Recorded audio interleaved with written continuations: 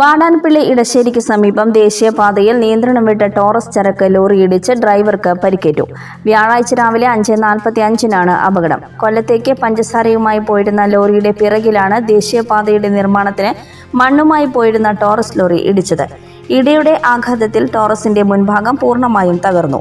ക്യാബിനിൽ കുടുങ്ങിയ ഡ്രൈവറെ വലപ്പാട് നിന്നും തൃശൂരിൽ നിന്നും എത്തിയ ഫയർഫോഴ്സ് സംഘം നീണ്ട പരിശ്രമത്തിനിടെ 1 മണിക്കൂറിന് ശേഷമാണ് പുറത്തെടുക്കാനായത്.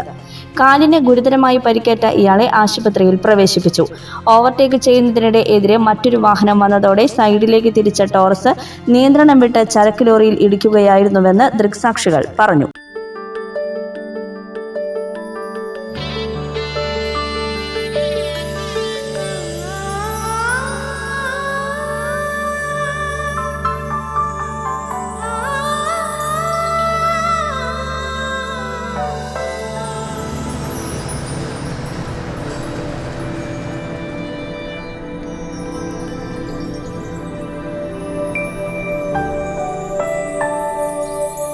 നിങ്ങളുടെ അധ്വാനത്തിന് സത്യമുണ്ട്. ഞങ്ങളുടെ സ്വർണത്തിനും.